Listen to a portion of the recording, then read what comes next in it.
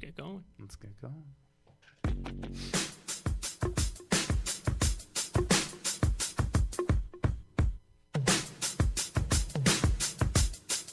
Yeah, I'm out that Brooklyn. And welcome back to another edition of On the Board Sports.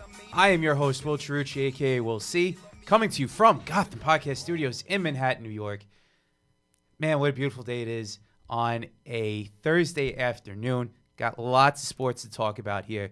But first and foremost, I want to introduce a very special guest of mine. Joining me from LIU Post is the one and only Mike Domagala. Mike, how are you, bud? Well, I appreciate you having me on. It's my first podcast experience, and I'm happy I'm with you. Mike, I've been following you, and I follow your other Instagram page too, NBA, right? NBA. Yep. NBA Buzz. NBA Buzz. One of the better pages you want to follow on Instagram. Huge basketball fan. But not only is he a huge basketball fan, ladies and gentlemen, he is an absolute big sports fan. That is true. You know, you see everything going on in the world of sports right now. But, Mike, before we get into everything, I got to ask you, how did you get into doing what you're doing right now? And number two, why did you do it? So to answer that, I started NBA Buzz when I was 12 years old. Started on Facebook, and it's still going today. Got 2.3 million followers on Facebook. I recently started about a year and a half ago on Instagram. I'm up to 120,000 followers there. Right. Something new that I've been doing. I got my website, Courtside Buzz, where I write daily NBA articles. And recently I started a show called Inside Buzz with Mike Domagala. And I interview NBA personnel. I've had Jason Kidd's son, TJ Kidd, Right. Ryan Hollins, Derrick Rose's trainer, Keith Hodges, last week, and also Mitchell Creek. So, you know, I'm kind of getting to start with that. I do it over like a Skype-type chat. And I just love talking basketball and getting content out of it, pushing it out there, and kind of getting my name and NBA Buzz on my website out there. Absolutely. So that's what I've been doing. Absolutely, man. You know, you go out there, you hustle hard every day, and, you know, you try to get all the interviews and all that. It's a great thing for what you're doing right now, especially at a young age. You're only 20 years old, Mike. I'm only 20. I'm still in school. I go to LIU Post on Long Island. You're not even allowed to have a drink yet. Isn't that crazy, man? Isn't that crazy? And you had the following and everything like that going on. Just wait, man. Yep. You know, Listen, it's all a grind. Having Manhattan out here is a great asset to meet people. And, you know, I'm not even, you know, kids drink, kids party, stuff like that. I'm home from school. I'm working. I'm writing articles. I'm interviewing people. I'm working towards what I want to do when I'm older. And many people should, and many kids that should, you know, they want to be in your situation right now. You've been doing this since you were 12, 8 years, and you can only imagine when people see you or whatever it is that they think about you when they first see you, and they're like, this guy? You know what I mean? Seriously, that's how some people actually think. You know, and that's a horrible way to think because you grind your way. Yep. You know, it's crazy. I mean, you mentioned, too, that you know Brandon Robinson, Scoop B. Yes. He's one of the better guys you'll ever want to meet. You know it. Oh, man. So Scoop B, me and Scoop's relationship goes back probably 2 years. You know, he saw me as a hungry journalist growing up on Instagram and Facebook, and he reached out to me. And, you know, we talk. He's had lots and lots of NBA experience. Mm-hmm. So he was always kind of a mentor to me. Right. Then I played at MSG last year for Anthony Donahue's Knicks games where you could, like, play basketball on the MSG court. Yeah. And Scoop was there. So I'm like, Scoop, how's it going? And I didn't say my name. And he's like, yo, Mike, how's it going? See, that's like real recognize real. Right. He's like, he saw it was me, Right. recognized me, and we chopped it up about basketball. That's awesome, man. That's awesome how you just build up a relationship like that, too. We had him on our show, on our NBA preview, just the other day. I think that should be dropping anytime soon. We had him and Andrew Sallet, a.k.a. 1-2 Combo, from Combo's Court. Another guy that you should definitely try and interview. Yeah, I saw that. I followed him. Once I saw that interview, I saw Scoop was working with you. Checked it out. Followed whoever is on it. Absolutely, man. Hey, listen, there's a lot of things going on in basketball right now. And it's preseason, and everybody's blowing it up right now as far as preseason goes. Obviously, you're seeing Zion. He's dunking, and basically nobody can guard him in preseason. And then you have all these things going on in China right now that a lot of people don't want to talk about, especially the national networks, and I totally understand that, and I get why they do that. But Mike, from your perspective and from what you've seen and from what you've read and understood, what's going on with China right now? Because there's a lot of money involved over here. Forget about politics aside and everything like that. It all comes down to money. I want to hear your thoughts on this. Listen, we'll put politics aside. Also, I'm not very big into politics, but what Daryl Morey tweeted, the Houston Rockets general manager, he was exercising his First Amendment, freedom of speech. And, China didn't like that. The NBA backed Morey. Players are starting to back Morey. And what's going on is China isn't liking the criticism that they're getting from Morey. And it might take a hit on the NBA losing deals and stuff like that. Some preseason games are playing in China right now. This morning, a few games wrapped up. They're taking down billboards, and they're not allowing their fans to get the full NBA experience because of politics. And when you bring politics into sports, I feel it ruins it because sports brings people together. Politics divides people like crazy. So what's going on? I mean, it's crazy. It's going to cost the NBA a lot of money. But I think Adam Silver, the NBA commissioner, somebody in China has to revive this relationship because the NBA and basketball is a global sport. And both parties need to be happy with each other for it to grow. Absolutely. And you see a lot of things going on in the world right now, too. But this whole China thing with me, it kind of irks me in a sense where here we have a guy that's, like you said, and like we said, off the air, he's, speaking his mind, and he's doing what he's, as an American citizen, you do, it's First Amendment right. Yep. But with that being said, like there's backlash on how he should be out of the league, and I get Houston's side. They drafted Yao Ming. They have all these deals with all these Chinese companies and everything like that along the way made them money. And I get why some Chinese businesses want to leave, but at the same point in time, like there's a lot of crazy stuff going on over there in China. Oh, yeah. There is. I mean, you have some concentration camps going on over there. You have people that work in slave wages over there, and companies like Nike and Adidas, they don't really do anything because they have a lot of their work going on. It's all about the money. About the money. It's crazy. It's absolutely crazy. It's insane. And for fans to rip, some NBA players for not saying anything, I get it. Yep. It's their livelihood on the line. But if you really want to be like a legend in this country, look at a guy like a Muhammad Ali, standing up for what's going on, what happened in Vietnam years ago, and he's regarded as a legend. LeBron, this would be his perfect opportunity to say something on this, but there's a lot of fans that might be turned off afterward. And, certainly. It would. I definitely understand that. I definitely get that. But, when it comes to that, man, it's just a tough thing. So I've been reading a lot of comments on NBA Buzz's post based on this, and the fans seem to say that China is overreacting and stuff like that, which, I don't know how I feel about that. But I think one thing that's sad about this whole situation, the NBA starts in 12 days. It's taken away from the start of one of the greatest NBA seasons that's coming up ever. Right. Zion Williamson in the preseason, the two LA teams out there. I mean, this is huge hype. There's a lot of new year. There's a lot of dynamic duos now in the league. There's no one super team. Anybody can win it this year. That's what I love about this new season because for the past few years, especially during the, LeBron versus Warriors era, that was, a few straight seasons worth of, all right, here comes another season. They're going to win. They're going to win. To the finals we go, and boom. The third time around, I didn't even want to watch it because it was getting boring. So I think, as much as I don't like seeing too much movement in the NBA, this past summer was crazy. I think it's great for the league, There's not one set team to win. There's definitely not one set team in the league either to win. And, you mentioned the two LA teams. Let's start off there. I mean, we had on our preview, and we talked Combo, Scoopy, and my partner Sean Thomas and I, we talked about it, and we led off with the Knicks and the Nets. And, we hit up on the Lakers and the Clippers, but I want to get your take on the LA rivalry because there's a lot of interesting things going on right now. I mean, the Lakers for years have dominated the Clippers, and then when Blake Griffin and Chris Paul and DeAndre Jordan teamed up, then they started to win games, and that was obviously when the Lakers went downhill after that.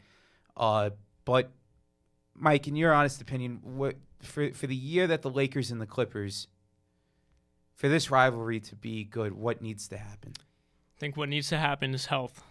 Both teams need to stay healthy, because if one of the big four, I would call them, LeBron James, Anthony Davis, Paul George, Kawhi Leonard, if one of them goes down, it's going to hurt either team, and it's going to hurt the rivalry.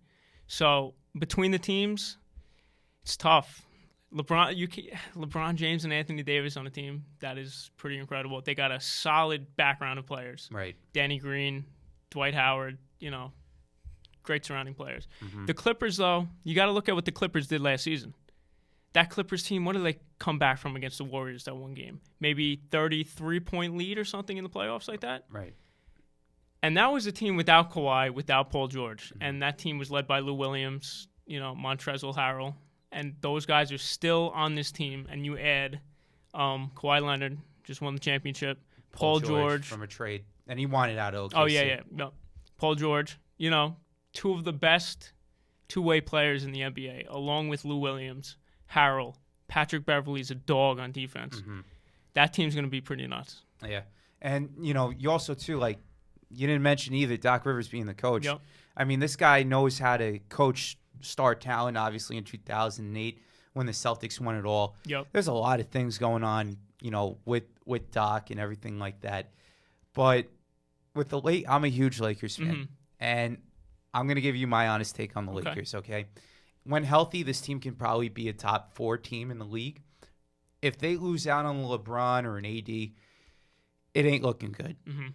Because now, think about it. And I've been saying this to my co-host. I've been saying this to many people. LeBron James is on the wrong side of 30. True. He is not. He's coming off of a major injury. And, you look at guys like MJ and guys that have come off of long periods of stretch of time, like when MJ came back from his retirement in 95, 96. He dominated. And then he retired again 97, 90 after the 97, 98 season when they won the 6th championship for the Bulls. And he took off the 2 years and he came back to Washington. Still had it in the tank somewhat, but not the same player that he once was. But you look at free agents in general, okay? You look at free agents in general that sign these big deals, they don't pan out. It's true. They don't pan out. But with LeBron and with everything like that that's been happening with him, look, there's a lot that can happen. And with Anthony Davis there too, keep this in mind. When Dwight Howard in his first stint with the Lakers was there, it was his contract year, right? Plays with Steve Nash, Kobe Bryant, Pau Gasol. They had Mike Brown there for the first couple games. He gets canned after the 1-4 start. They had Bernie Bickerstaff there, and then they hired D'Antoni after that, okay? The year was sort of a wash after Kobe had his career year and everything like that under D'Antoni. Probably his best year outside of 05-06, and even in the MVP year too, but who's counting that? But he gets hurt, team goes down, everything goes down, shambles and flames, and then afterward it's been draft pick,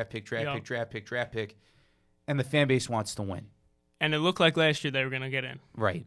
Big time. Right. When LeBron James went down, that was obviously horrible for the team. When Lonzo Ball went down, that was the start of it.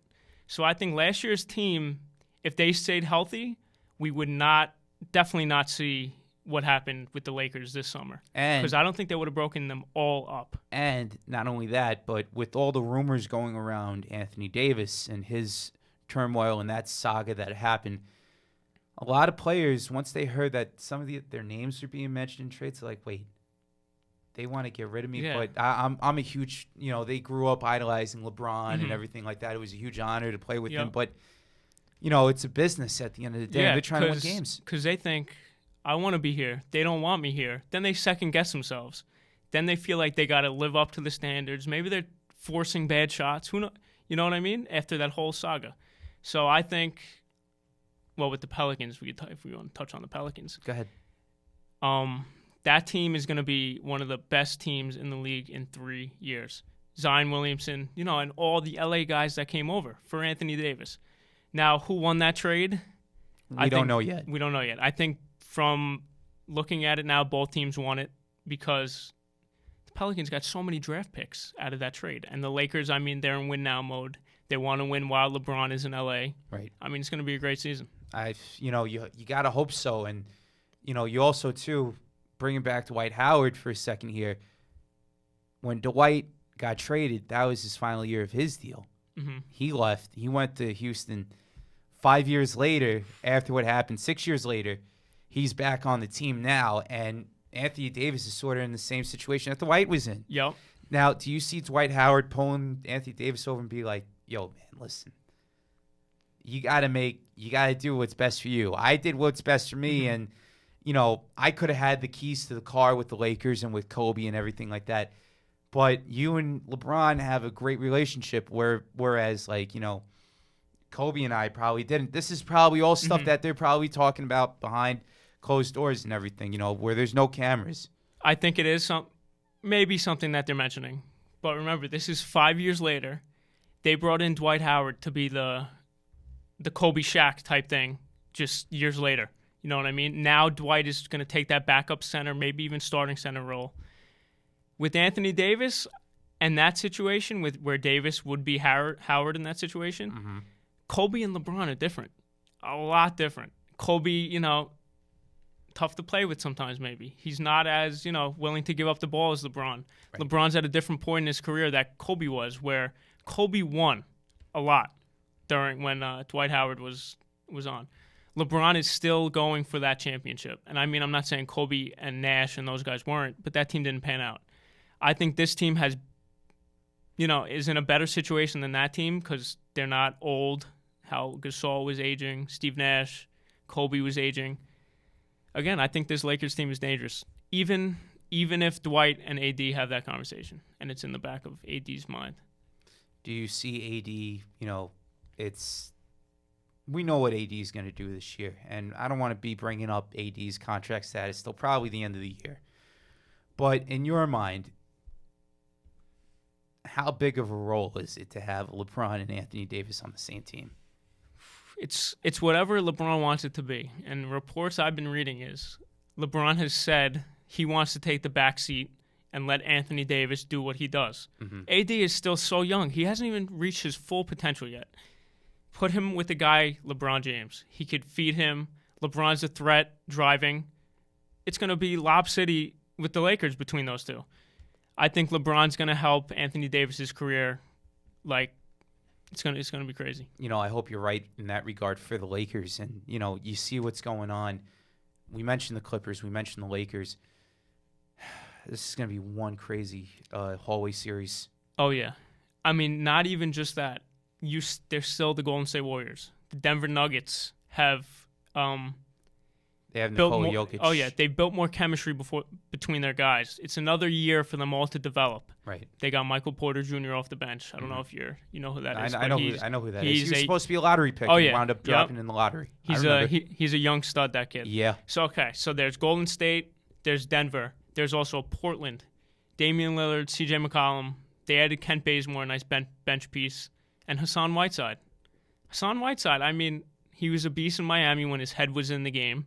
And if they get his head in the game, the Blazers could be top five. I think they could be a finals contender, even win the finals.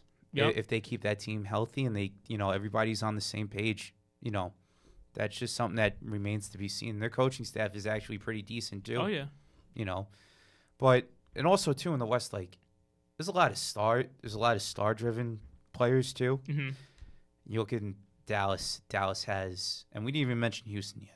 Oh, outside of totally forgot about that. Outside of what had happened with Morey. Mm-hmm. But you have Dallas still having Luka Doncic. Yep. He's a stud. Porzingis. Him and Porzingis. That's going to be an unbelievable tandem this year. So I feel like teams like them, the Sacramento Kings in the West, mm-hmm. those are two teams who are going to be on the cusp. So they're still very young. They're extremely, extremely talented. But, there's juggernauts in that Western Conference. I think, maybe a 9 or a 10 seed between those two teams.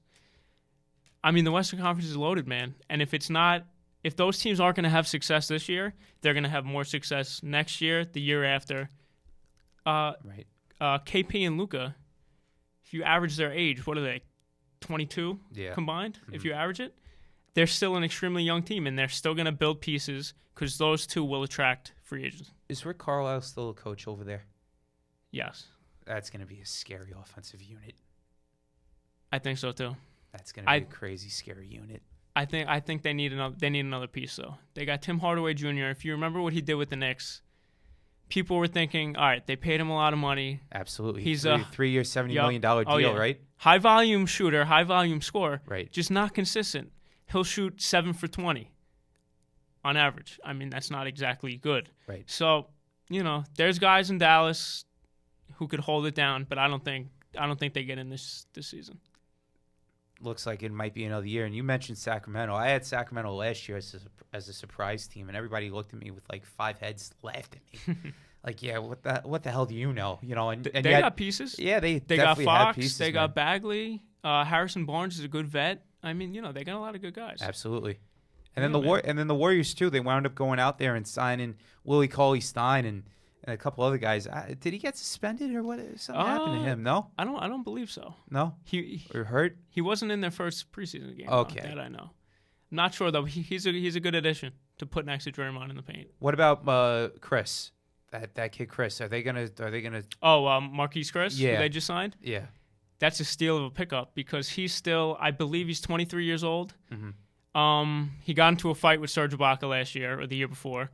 And he was kind of getting blackballed. Like, this kid is a problem and stuff like that. He's still so young. That's a nice bench piece as well. That is. Bringing D'Angelo Russell in, to kind of tie him into Brooklyn, stuff like that. We'll gateway to them right after. Yeah. Listen, on defense, him and Steph Curry aren't exactly going to lock down. But on offense, they'll be splashing threes left and right. So, I mean, that team, when Clay is healthy, they'll still be a contender because why not? That's the one thing that scares me, though, with Golden State is – yeah, they lost out on Kevin Durant, and I get that you can't replace a guy like a Kevin Durant and his skill set and his mind and everything like that. But if you put Stephen Curry and D'Angelo Russell together out there on the same court at the same time, I don't think it's going to work, me personally. If you put both of them out there at the same time, something's got to give. Something has to give because both guys are very ball dominant. But when Durant was there, Curry and Clay's production went down. I mean, I don't even know. You're right. I don't even know what to think there. But I think a better question is, how is Westbrook and Harden going to perform together? That's a scary thing because they did play together in Oklahoma City years ago. Way before they hit their primes. 7 years ago, yeah. Yep. And I mean, like, listen, if they get good chemistry together and they don't hog the ball, they look for the right shots, they both utilize Capella in the paint. They're also a contender. They got a good bench. That's another team who could finish top 5 in the West. The one thing that scares me with Houston is they really have nobody to rebound the ball over there. Short lineup. It's a very, very short lineup. And on top of that, in a D'Antoni style of offense, they're going to be scoring the ball a lot through the three-point shot and through their fast break opportunities. But the one thing here that kind of kills it with me is the fact that, remember we mentioned Kobe Bryant and Steve Nash? Yep. I get that they were older, and I understand that. And also, too, with Melo and AI, when they played together, too, ball dominant players, didn't really pan out. True. Did not pan out. History will always tell you, history always repeats itself. The thing is, you got to learn from it. And I think Russell Westbrook, I mean... I hope they learn from it because it's going to be a very fun year. But I don't know. I don't know what might happen. They can't worry about stats. 2 MVPs. Stats won them their MVPs. They can't worry about who scores, who rebounds, who assists. They got to go to win the game. Right. They got to take good shots. Westbrook and Harden today in the preseason combined to shoot 35% or something like that. I mean, that's not flattering. So they gotta utilize PJ Tucker, Clint Capella, and work as a team, not the two of them. Absolutely. Speaking of Harden, I want to get your take on this. That stupid jump back, step back, whatever, that Uh-huh. 4-step. I don't get why they don't call that a travel. I want to hear your thoughts on that. Oh man, I think it should be a travel sometimes. Sometimes it's good, it's clean. But I mean, he said he wants to revolutionize the game. We'll see. He put one up in preseason and bricked it, a little dance shot. But I don't know. We'll see what happens with that this season, and we'll see how the media reacts to it because it's not going to be good. Yeah, and especially when you have fans like myself saying, "Wait, this guy's taking 4 steps." Mm-hmm. You know what I mean? When the ball, when he's not even dribbling, I don't know. It's man. It's mind-boggling how we go from age where, you know, you get it's all right to take 6 steps and you know nobody calls anything. You know what I mean? But you don't call that a travel. Like it's absolutely mind-blowing. But exactly, man. So right now, I'm very excited. Very exciting time to be a sports fan. Mm-hmm. Especially if you like the NBA, you know, you're a big hockey guy, and baseball right now. So the NBA, it's going to be one of the most complex seasons ever. And the MLB playoffs, I know you wanted to touch on that. Oh, man. We'll get on that in a minute. All right. Mike, let's shift everything over now to the East Coast. Gotcha. Okay. Knicks and Nets, we kind of know and see what's going on right now. Kevin Durant came out with his comments saying that going to Brooklyn was the cool thing to do. Mm-hmm. Probably the same thing going to the Warriors after they went 73-9 and they won the championship the year prior was the cool thing to do. The cool thing. Yeah, the cool thing to do. In quotes, yep. You know, realistically, I get it. You know, we live in a cool world, but, you know, what's your take on the Knicks and the Nets this year? The Nets had great stuff going for them last year. D'Angelo Russell, he might be averaging 25 this year if he was still with the Nets. Right. He would have had a career year. Right. I understand why they did it. Mm-hmm. The opportunity to bring Kyrie and KD to the Nets. That is incredible. Right. Why they didn't sign with the Knicks, it's tough. I get with what Kevin Durant is saying with the Knicks, that it's not the cool thing to do because they haven't won in years. Right. But it's still New York. And the Knicks, I wouldn't say they had an A-plus offseason. They had a B-plus offseason. They brought in good guys, and that shows that they're an attractive team, attractive city. Listen, man, I guess KD and Kyrie saw they couldn't turn around the Knicks culture. I don't know why they chose that. Maybe they wanted to start something new in Brooklyn. Because, I mean, when have the Nets really won anything? Outside of 2002 and 2003, exactly. Never really. But so maybe they saw it as, listen, the Knicks, there's fans, but everybody's giving up on them. The Nets is kind of the new wave, and I'm a Knicks fan, and I'm still saying this. The Nets is the new wave. They had a great season last year, and KD and Kyrie, I think, just want to win in Brooklyn. Yeah, and, you know, you look at, too, what KD went through. The guy that did his surgery on his knee was a Nets, I believe, a Nets doctor. Okay. You know what I mean? You know, a lot of things that are going on. I think he had his mind made up already that he wanted to go to Brooklyn when he was playing, you know. I think so also. And Kyrie Irving was a Nets fan growing up, so kind of made sense for him to go full circle from after growing up in New Jersey, going to St. Patrick's, right? Yep. And then going to Duke, playing at Cleveland, then going to Boston, then coming back to the tri-state area to play basketball again is absolutely a huge, huge deal for him. Yep. Just to cut in, I can't believe a guy like Kyrie has bounced around that much in so little time already. Because, I mean, he's a superstar player. When LeBron and Kyrie were in Cleveland, you would never think 2 years later, 3 years later, he'd be through 2 teams already. It's crazy. A lot of drama and a lot of rift, and whatever happens in the behind closed doors, that definitely doesn't help out some certain situations. But, you know, that's whether here nor there. Now he's on Brooklyn. With the Knicks, Mike, I know you just touched on it that you're a huge Knicks fan. What? Give me your take on the Knicks this year. I'm smiling from ear to ear right now because I'm excited. This is the first season, and I was listening to the Alan Hahn podcast you had with him. He was saying they need to establish, you know, a presence in New York, a foundation to grow on.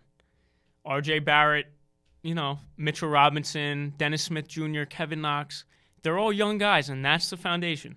They brought in players like Bobby Portis, Marcus Morris, and Julius Randle. You know, great addition this past summer.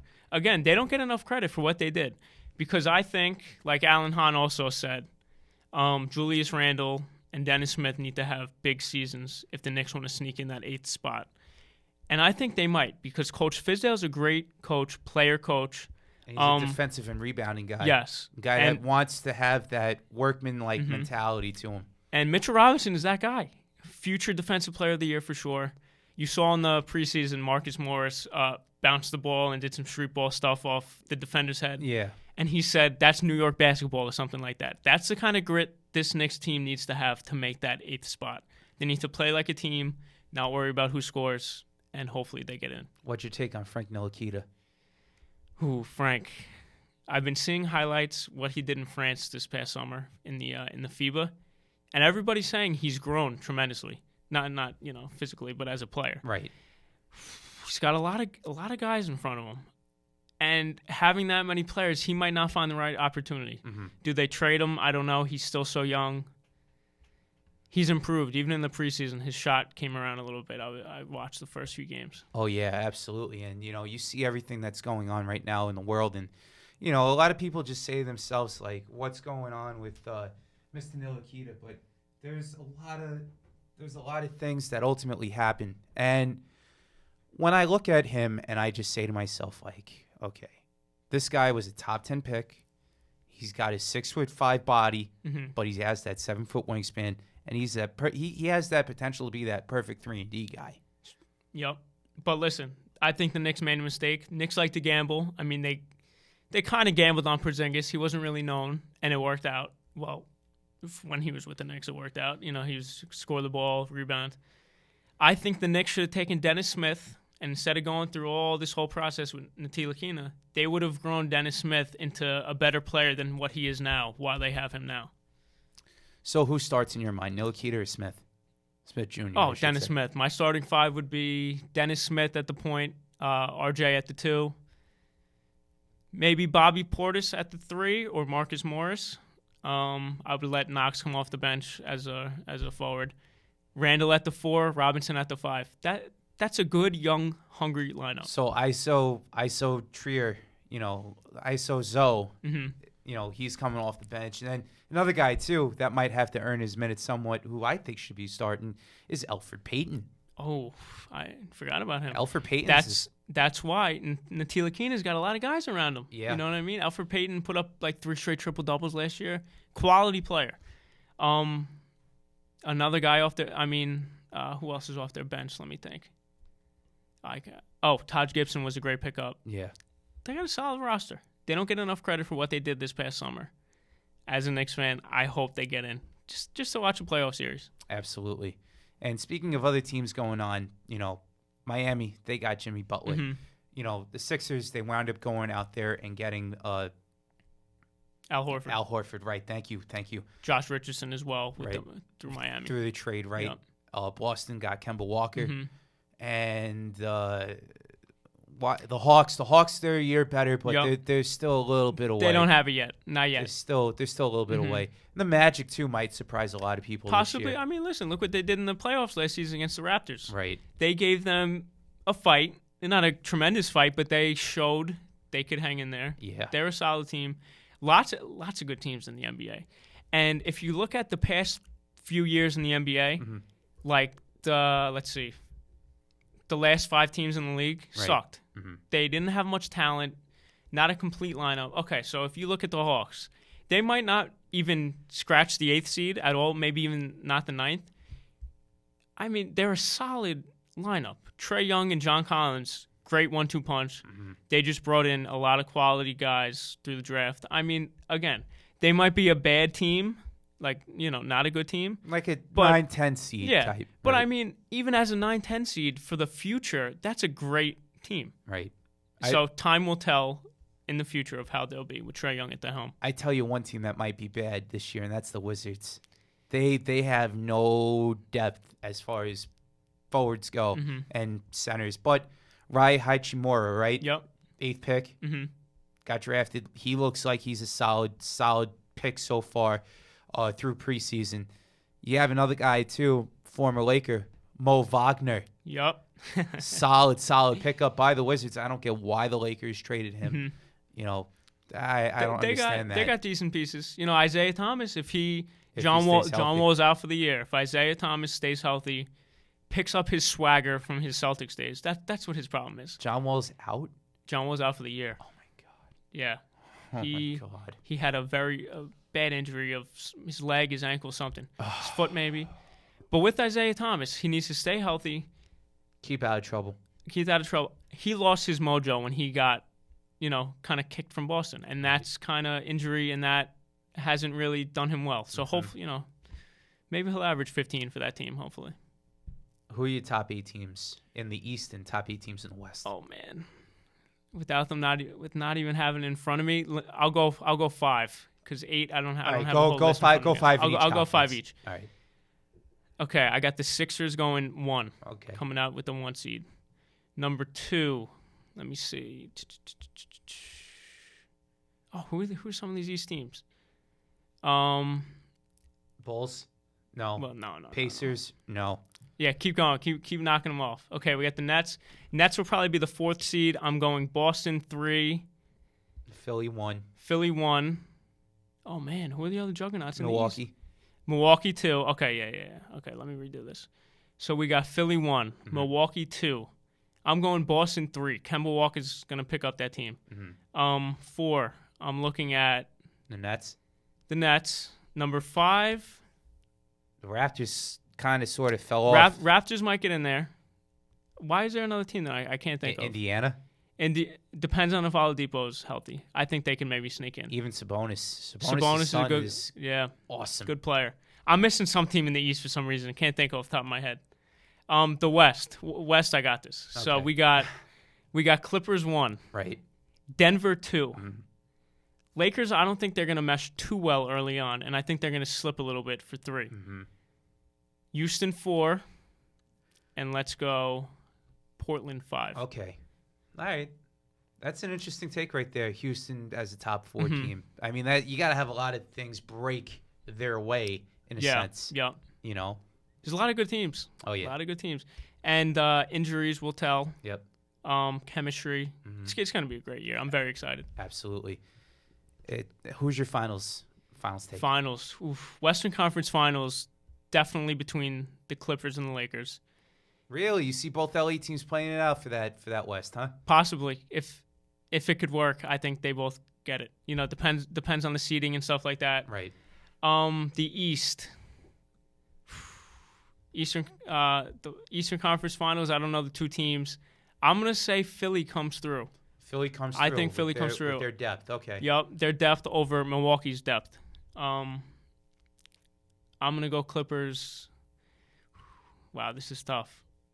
I'm going to go Clippers versus Philadelphia. That's my partner's pick. Partner's pick right and there, I hope man. months from now I could look back on this interview and say, I told the audience, I told you so. You sound like, I think you and my partner should definitely hook up sometime soon and talk basketball, man. Got to come back on the show for that one. That would be a very interesting show. So you had the Clippers and the Sixers. Yes. In the finals. Depth tells all. If one player goes down on that team, they have another player to pick them up. And your winner is? Oh, man, Will. You doing this to me? I gotta, man. Clippers. Just because of the Kawhi factor?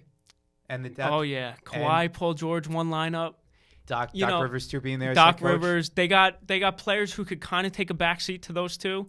Where I think in Philadelphia, Simmons, Tobias Harris, not really Horford, and Embiid are going to kind of try to carry the load. Right. Where I think in LA with the Clippers, it's Kawhi and Paul George. Okay. The rest of the guys are going to play their role. Harold's going to play his role, rebounding, running the fast break, put back points, second chance points. Yep.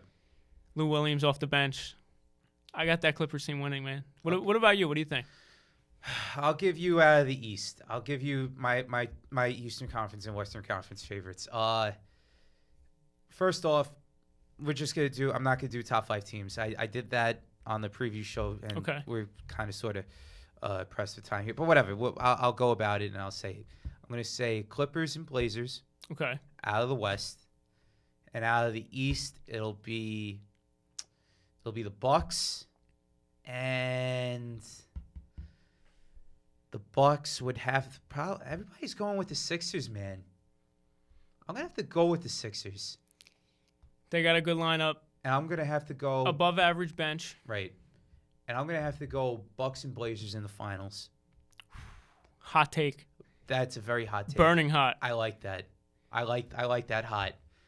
You know, Damian Lillard's going into his own. This is his 7th year. He's got a lot to prove with Portland. Oh, yeah. Same thing with McCollum. Same thing with, you know, what's going on in the world with Milwaukee. Giannis is, you know, his final year of his deal. Everybody's questioning him. Just let him go out there and play ball. It's going to be a great year. Absolutely. And, Will, I know we've been talking a lot of basketball, and we want to touch on some baseball. But what I want to ask you is, how'd you start your show? And who are some notable guests you got on? So not to digress on the guests, but I'll get to them in a minute. Basically, how the show started up was my partner Sean. He posted something on Instagram through Facebook saying that he wanted to get back on to radio, and how we met was at Nassau Community College about 9 years ago, and we did a radio show called Morning Sports Live, and I met Sean. Sean was great. Nice guy. We kept in touch somewhat through social media, but I wound up going my way. I went through my apprenticeship with Local 3, and I'm now a journeyman. And about a year and a half ago, he posted something on Instagram, and I followed him. I said, yo, let's do something. I was the only one to respond back to him, and he's got like 2,000 followers and everything like that. But with that being said, you know, we've had on, we came here, and this used to be downtown around the corner from the Freedom Tower. Okay. So it worked out to a degree. And then the studio moved here, and, you know, we've grown. We've had on a couple of guests, and speaking of the guests, we've had on Islanders play-by-play man Brendan Burke. Okay. We've had on Alan Hahn. We've had on Combo. We've had on Scoop B. Mike Yam, who used to be on ESPN. Now he's on Pac-12 Network. He came on our show. Oh, man, great guests. Absolutely. Very knowledgeable people, all those guys. There's a lot of guests. Oh, Jose McFly. Okay, the Yankees guy. Yeah. Yep. John Boy from Talking Yanks. Okay. He just started up John Boy Media, and now that's blowing up big. Cool, man. So we've had on, you know, a lot. Danny's Dugout, a lot of Yankee fans. We've had on a lot of Islander fans on the show, and it's been absolutely just great. And there's probably a couple names I'm missing too, but, you know, for everybody out there that's listening, and, you know, I can't forget about Mike Dunn. Mike Dunn, one of the best shooters that I've ever seen. He was one of our first guests. Everybody that's came on this show, I just want to say thank you. You guys mean the world to Sean and I, and, you know, without you guys, there'd be no show. And without Sean, there'd be no show. So I just want to give those people their due. And listen, I appreciate you having me on, letting me get a platform for myself. Mike. You know, I love talking sports, social media, everything. And I want to help you grow. This is a great podcast. This the future, needs to be bro. heard by so many more people. And through my audience, I'm going to definitely push it. Absolutely, man. There's a future in podcasting. And, oh, yeah. You know, through the powers of this, no more cables, no more cable companies like ESPN. They'll find their way to do it. But I think they're on the downward slide. But that's whether here nor there. I don't want to be saying that either, because they are the worldwide leader in sports. But that's something that remains to be seen. I mean, listen, with social media and sports, you could communicate with anybody. Right. You could get in any player's DMs. You could get in anybody's DMs and communicate with these people. And the reason why sports, you know, has blown up so much and has reached so many people is because of social media. Right. You see highlights every day, stats, you know, similar to what I do, stats, highlights, all that kind of stuff. That's pushed out to an audience of so many people, that's directed to so many different people over so many walks of life, that just come together and communicate on sports, and sports and social media is magic. Absolutely. And you also, you know, we'll move on now from, speaking of magic, October so far has been absolutely magical in postseason baseball. We've had 2 Game 5s on yesterday. The Cardinals wound up putting up a 10th spot in the first inning. What an unbelievable game. Crazy. What an unbelievable inning that was. When does that happen in postseason baseball? Not a lot. Never. Not a lot. Never. Not a lot. I don't know about never, but it just hasn't happened. And then you look at last night with the Dodgers and the Nationals. Couldn't believe it. My God. I know we were having this talk pregame. You know, Howie Kendrick hit that grand slam to put them ahead. Yep. 7-3. Yep, 7-3. Listen, playoff baseball, everybody's an MLB player. You got to go into every at-bat locked in, ready to throw whatever pitches. Just because you get Howie Kendrick, he's a veteran, not necessarily a home run hitter, doesn't mean you just throw a few straight fastballs by him. You got a huge game 5. You got to be on it. I was extremely surprised he hit it. I'm happy for the Nationals. Gritty team. And you want to know the best part about it was when he hit that grand slam right off his bat, he knew it was gone. Yeah. He knew it was gone. What that feeling must have felt like for him, man. Boy. I tell you, I've said it before, I'll say it again. October is made for pitching, people that pitch well, and for people that come up in the big spot. Yep. Last night, guys like Howie Kendrick, in years prior, Cody Ross with the San Francisco Giants. There are other names too that are right now just on my mind, but I can't get it out for whatever reason. But it's always the unsung hero that always comes through in October. It's always the unsung hero that comes through in October and wins you games. There's always the birth of a player who's always spoken about and who will always be remembered for what they did in the postseason. Even if they didn't have a good regular season. What they did in the postseason in a big spot, the unsung hero, will always be remembered for that player. Absolutely. And you talk about a guy I want to bring up a guy that put his name out there and he's been playing absolutely phenomenal so far this playoffs is Juan Soto. This kid's 20 years old. Somebody's got to check this My kid. age, man. It's crazy. He might be older. Somebody's got to check his birth certificate. Nah, I kid around about that. But still, though, or am I? But, you just never know what happens. And with a kid like this, he's in the zone. He's locked in. He's hungry. And when they put out Walker Buehler out there for Game 5, the kid can throw gas. He can. Absolute lights out. My thing is with Dave Roberts, I don't question him putting in Kershaw. That's what you do. He went out there, he did his job against Adam Eaton, getting the first guy out. But then you're going up against Rendon and then Soto. That's when it's like, okay, you second guess and you just say to yourself, why? Why are you doing this? But at that same point in time, Gary Sheffield said the best on MLB on TBS yesterday in his post-game rant. And he just basically said these guys are zoned in on 100-mile-an-hour pitches from Buehler coming in.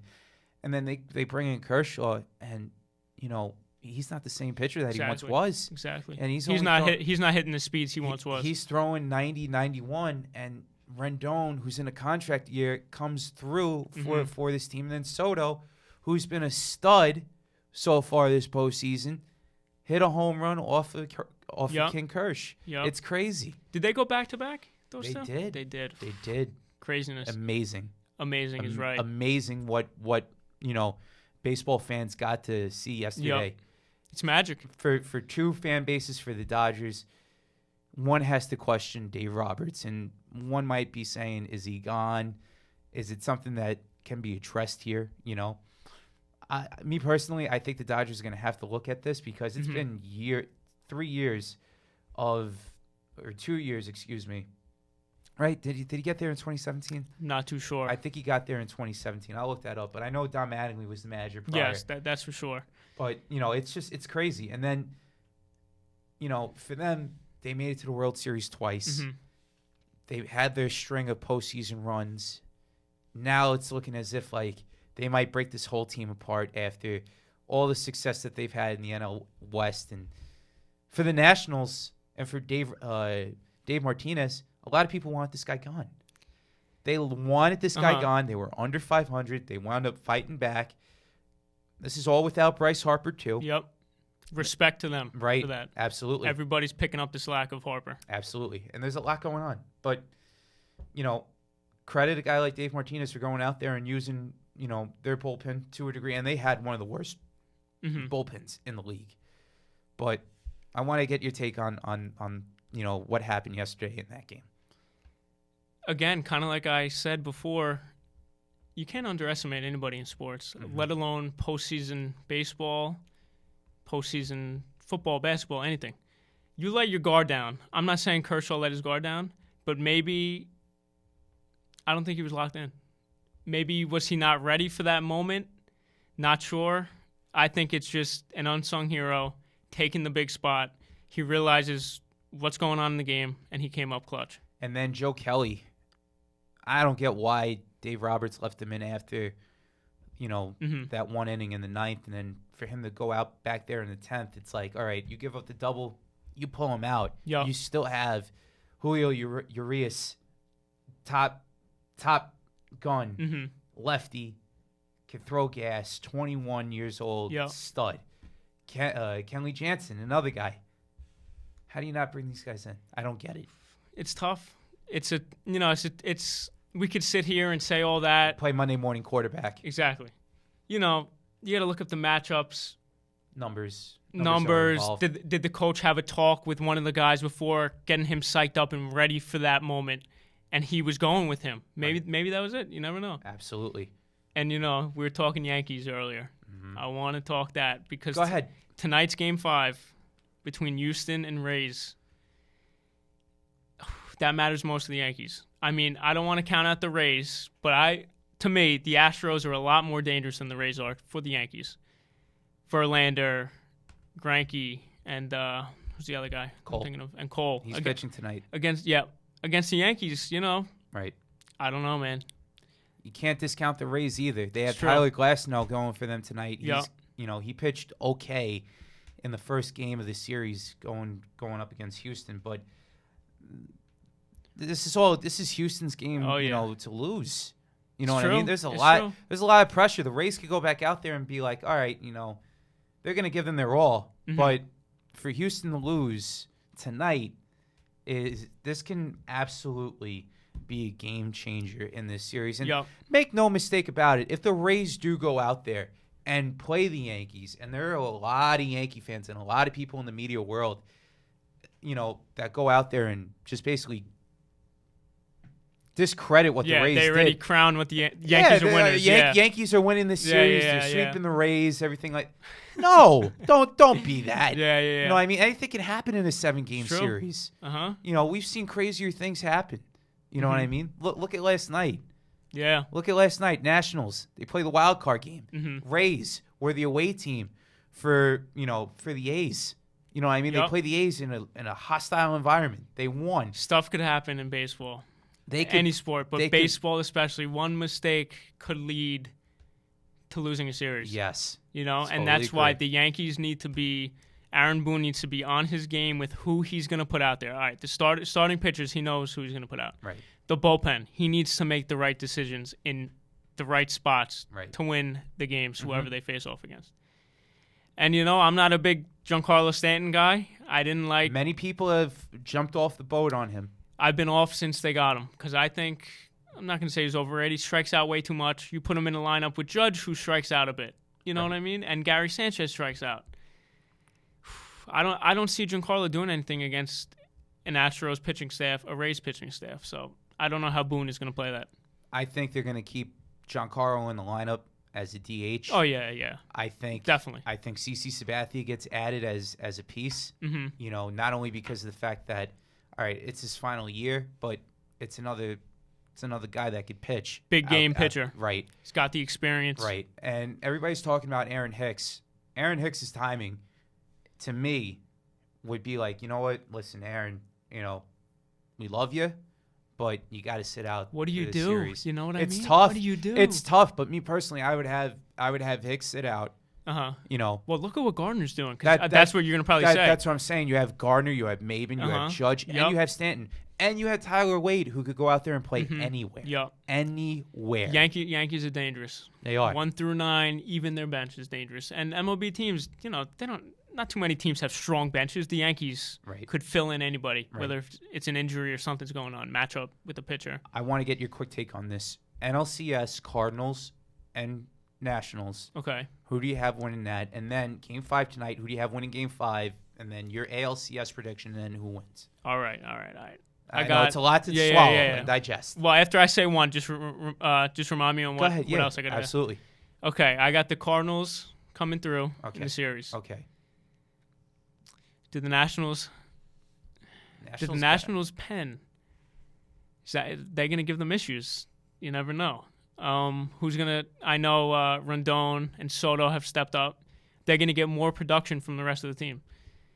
Cardinals got a great lineup, great pitching staff. That's going to be a great series. I I could see that series going to 7. Mm-hmm. Who wins? Cardinals. What was the next? Game 5 tonight. Game 5 tonight Yeah. between The Astros and the Rays. Astros and the Rays. Man, I think the Astros come out on top. Okay. I think their guns are going to be gunning. So I think Altuve is going to be coming out swinging. So is Bregman. I think Bregman's going to have a huge night. Gerrit Cole on the mound. Primetime game. Huge game. This is a legacy game for him, whether he's like, a big-time player.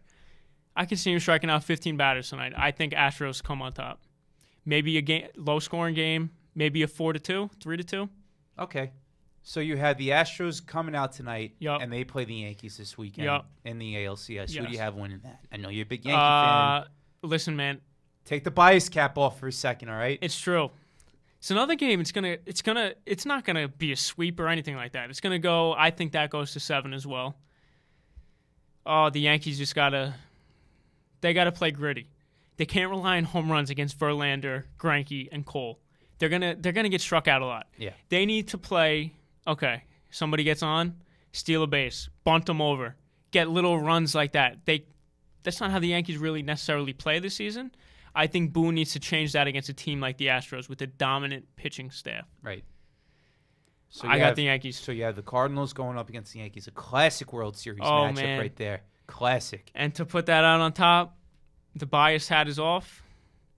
I think the Yankees are destined to win this year. Okay. That's just my opinion. Okay. I think they're going to bring it back to the Bronx. 6? Oh. 5 games? How many games? Damn. Might be a classic 7-game series. Cardinals have Maybe. a great bullpen. I can't even put a number on that series because it's going to be wild. So Cardinals versus Yankees, and who do you see winning that? Yankees come out on top. Okay, Yankees They're are your destined to 2019 win. World Series champions. They got so much firepower. DJ LeMahieu, hit machine. Look at the lineup. They got batters who can Right. hit the ball. As Boone said, they're dogs in the box. Right. Those guys are dogs in the box. They're savages in the They're box. savages in the box. Right. Excuse me. It's okay. I think they're going to bring it back to New York. I'm going to a World Series game. I don't care what it's going to cost me. They win the series, parade Manhattan. I'm taking off from school, doing whatever I got to do to get there. I love it. I love the dedication of the fan right yeah. there, man. Yep. Awesome. Mike, how do the people follow you on social media, bud? So you could follow NBA Buzz, just straight up NBA Buzz on Facebook. Official NBA Buzz on Instagram and Twitter. My personal is just Mikey Domagala on Instagram. Same with Twitter. Facebook, I'm not too big on my personal. Check out Inside Buzz with Mikey Domagala on YouTube. Those clips will be on Facebook, Instagram, Twitter, everywhere. And start reading my articles. I'm going to pick up Courtside Buzz for the season when it's coming around. That's awesome. And yeah, man, that's where you can find me at. And hopefully, looking back at this in 5 years, I'll be somebody. That's who I want to be. Somebody. One day at a time, my friend. Oh, yeah. Keep it one day at a time, and then you never know what might happen to you. You know what I mean? Exactly. That's Yep. all you can do. But I love the 5-year goal right there. Yeah. So what I want to do, I want to become a broadcast journalist, writer. I love what Alan Hahn is doing. Right. What he's doing, I mean, he started as a writer, got on radio, now he's doing broadcasts. I love that. Calling basketball games for an NBA team, that's a dream. Becoming, having like a radio show or something, interview-based. I love interviewing people. It's great to communicate, meet new people like you're doing. It's great. Yeah. It's the best part about life, meeting people, communicating, and just, being a good person to another good person and That's talking it. about sports, whatever you want to talk about. No, that's awesome, man. I learned a lot today from you, man. You have a bright future ahead of you. I appreciate it. And you got to keep on working and grinding, Yep. man. That's it. Yep. You Will, know? I appreciate the time. Yep. Having me on. Absolutely, Mike. It's been great. Yep. It's been a great experience. Thanks a lot. Absolutely, Mike. Mike Domagala from You got it. Inside Buzz. Yep. NBA Inside Buzz. One of the better sites you'll ever want to see. NBA Buzz. NBA Yep. Buzz. Yep. It's all right, man. Don't worry about it. We were talking about I know we different got a lot, names, different brands. I got a lot of tabs going on in my brain right now, so it is what it is. Yeah, man. I appreciate it. Mike. If you guys could give me a follow, that would be greatly appreciated. Check out my show, everything I do. Absolutely. And let's enjoy a great MLB October, the rest of the season. And Absolutely. let's enjoy a great NBA season. It's going to be one of the greatest ever. Absolutely, man. It's gonna be awesome. Can't wait. Mike, thank you for coming Again, on, bro. thank you. I appreciate it. Absolutely, bud. I really do appreciate Thanks it. for giving me the platform and inviting me on. No problem. Anytime. You're welcome back on the show anytime. I appreciate it. Awesome. My guy Will, appreciate it again. Absolutely. Twice as nice. Signing off. Absolutely. On that note, For everybody here at Gotham Podcast Studios, for Miles, our wonderful producer today. Didn't even shout him out at the beginning of the show. Yeah, I mean, listen, he played New York State of Mind for me, and it was great. Out here in the Big Apple. We're going to do that. Of course, when you come on the show, that's what we'll play. For everybody here at Gotham, and for Mike, I'm your host, Will Chiarucci, logging out. We'll talk to you guys soon. Peace out.